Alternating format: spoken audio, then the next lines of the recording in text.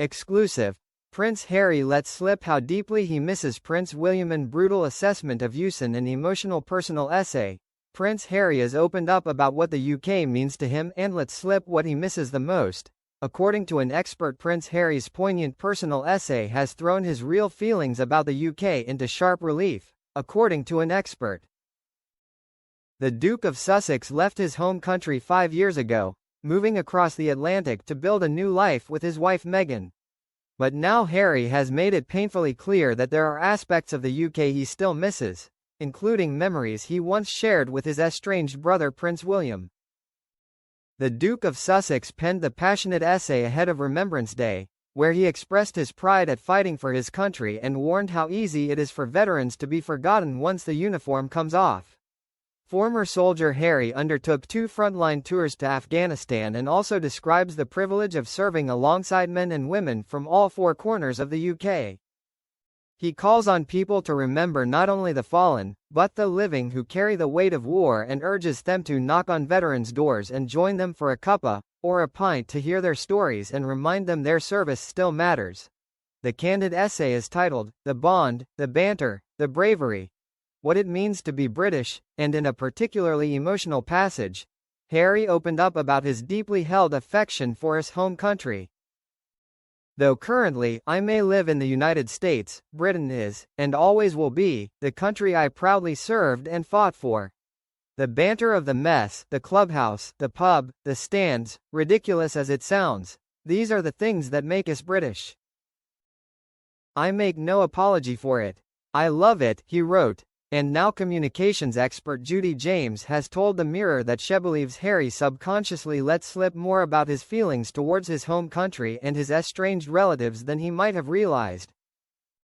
Despite his normally constant adherence to his love of his life in the US, Harry sounds like a man still yearning for what he calls the banter of the mess, clubhouse, pubs, the stands, Judy explained.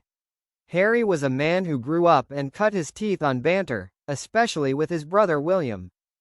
Interviews back in the day show their banter together was relentless. There is a suggestion that in promoting the word so strongly and emphatically here, Harry is implying, perhaps subconsciously, how much he misses his older brother.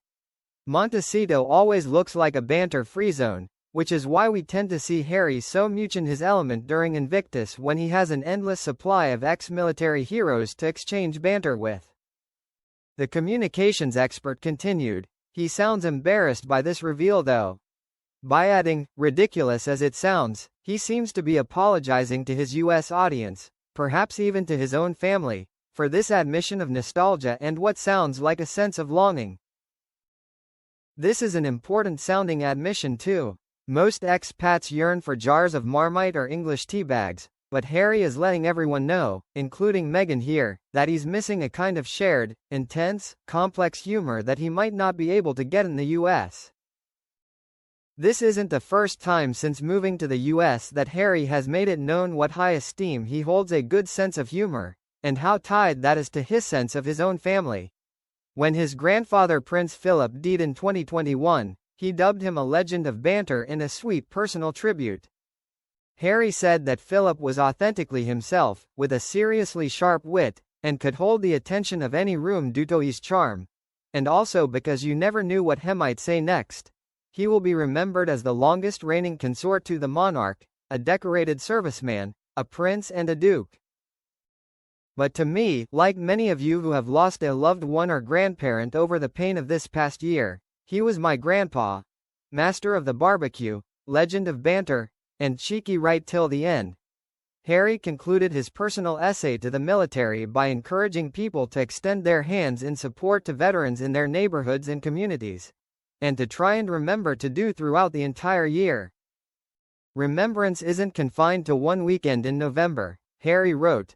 It's a lifelong commitment to empathy, gratitude, and action. To be kinder, more united, and braver in protecting what those before us fought top reserve. So, as we bow our heads this weekend, let us remember not only the fallen, but the living, those who still carry the weight of war in body and mind, and the families who bear its memory in their hearts. If you live near them, knock on their door. If you see them around, shake their hand. And if you feel so inclined, join them for a cuppa, or a pint, to hear their story and remind them their service still matters.